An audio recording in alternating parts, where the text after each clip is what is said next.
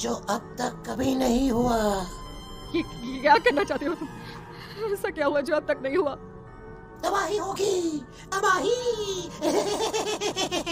सब कुछ खत्म हो जाएगा और ये जो लड़की मुझे जन्म देने वाली है, मैं उसका खून पी जाऊंगा, सारा खून।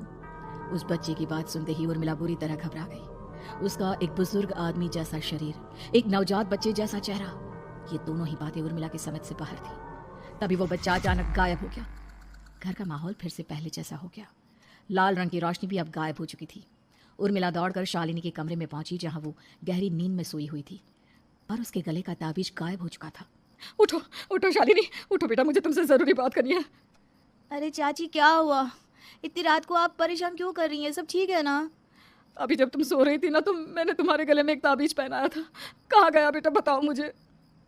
शालिनी ने चारों तरफ अपनी नजरें घुमाकर देखा, लेकिन वहां पर कोई ताबीज नहीं था। वह हैरानी से उर्मिला के चेहरे की तरफ देखने लगी। उसे समझ में नहीं आ रहा था कि आखिर उर्मिला किस ताबीज के बारे में बात कर रही थी। नहीं चाची, यहाँ कोई ताबीज नहीं है। लगता है आपने कोई बुरा सपना देखा है। मैंने कोई बुरा सपना नहीं देखा। खैर छोड़ो, तुम अब सो जाओ, कल सुबह बात करते हैं। डर और घबराहट की वजह से उर्मिला की आंखों से नींद तो जैसे बिल्कुल गायब हो गई थी। अगली सुबह उर्मिला बिना कोई देर किए गांव के बाहर एक छोटी सी झोपड़ी में रहने वाले बूढ़े पंडित के पास पहुंची। पंडित जी, मेरी मदद कीजिए। अरे आओ आओ उर्मिला, क्या हुआ? सब ठीक तो है ना? क्या बताओ पंडित जी, बहुत बड़ी मुसीबत है। मेरी दूर की एक रिश्तेदार लड़की पेट से है और उसके साथ बहुत डरावनी चीजें हो रही है। कल रात को तो एक अजीब सा दिखने वाला बच्चा मेरी आंखों के सामने आकर खड़ा हो गया था।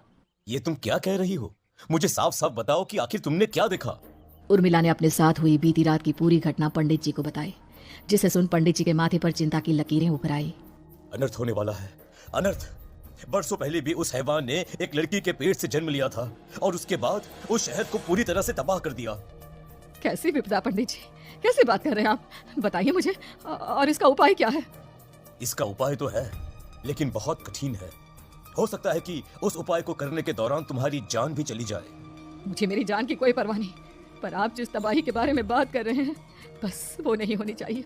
लाखों लोगों की जान बचाने के लिए मैं कुछ भी करूंगी। तो ठीक है, मेरी बात ध्यान से सुनो। बरसों पहले एक भयानक तांत्रिक ने अपनी तंत्र क्रिया के जरिए एक मासूम लड़की के साथ रिश्ता बनाकर उसके पेट से जन्म लिया था।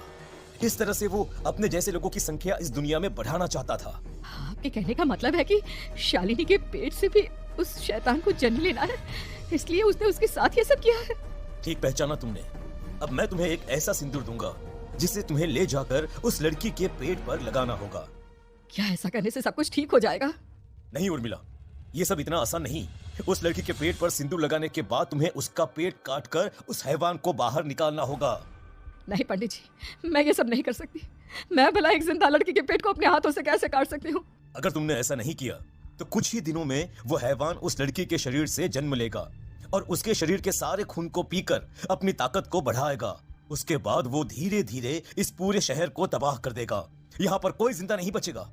लेकिन अगर मैं उसके पेट को काट दूंगी तो क्या वो जिंदा बच पाएगी? अगर शालिनी को कुछ हो गया तो, अगर उसकी मृत्यु हो गई तो? ऐसा कुछ नहीं होगा उर्मिला, तुम्हें अपने मन को पक्का करके ये काम करना ही होगा।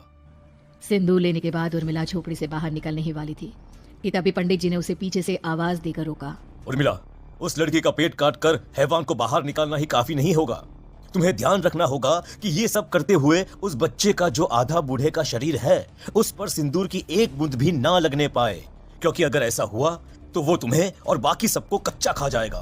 पंडित जी की बात सुन उर्मिला की आंखें फटी रह गई और उसके शरीर में डर की लहर दौड़ गई। फिर भी उसने हिम्मत की। ठीक है पंडित जी, मैं पूरी कोशिश करूंगी कि मैं उस हैवान को वहीं के वहीं खत्म कर पाऊं। इसके बाद उर्मिला तेज कदमों के साथ घर वापस आती है। दिन बीतता है, रात का अंधेरा छाने लगता है। शालिनी खाना खाकर सोने चली जाती है और उर्मिला लगातार उसके गहरी नींद में सो जाने का इंतजार करने लगती है। जिसके बाद उर्मिला दबे कदमों से शालिनी के कमरे में पहुंच गई। मुझे ये करना ही होगा। अब उर्मिला ने धीरे धीरे शालिनी के पेट पर पंडित जी का दिया सिंदूर लगाना शुरू किया। उर्मिला के हाथ बुरी तरह से कांप रहे थे। उसके एक हाथ में चाकू था जिससे वो पेट काटने वाली थी। उर्मिला ने एक नज़र शालिनी के चेहरे की तरफ देखा और फिर डरते हुए उसके पेट पर चाकू चलाना शुरू किया। कमाल है, मैं इसका पेट काट रही हूँ और ये आराम से सो रही है। इसे दर्द नहीं हो रहा क्या? तभी अचानक उर्मिला के कानों में बच्चे के रोने की आवाज सुनाई देने लगी। उसने घबराकर चारों तरफ देखा, पर वहां पर कोई नहीं था। बस रोने की आवाज लगातार आ रही थी। उर्मिला बिना रुके लगातार शालिनी के पेट को काटती रही। उसे इस बात का भी ध्यान रखना था कि सिंदूर बच्चे के बूढ़े आदमी वाली शरीर के हिस्से पर ना लगे। कुछ ही देर में वो हैवानी बच्चा उर्मिला के हाथों में था।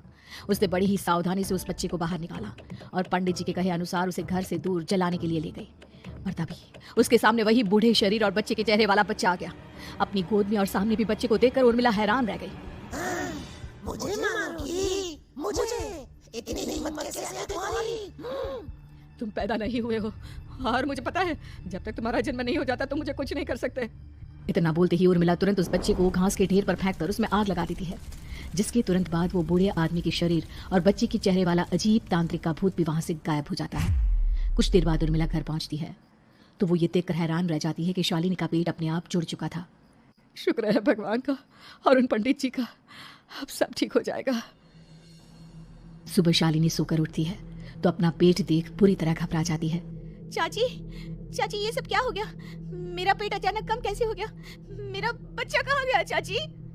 बेटी वो बच्चा नहीं, एक खतरनाक तांत्रिक था जो तुम्हारी कोख से जन्म लेकर सबको मार देना चाहता था। वो पैदा होते ही तुम्हारी जान भी ले लेता, इसलिए मैंने पंडित जी के बताए उपाय से उसका खात्मा कर दिया है। अब सब ठीक है।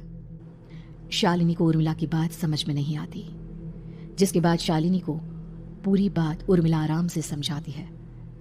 अब वो दोनों ही भगवान का शुक्र अदा करती हैं।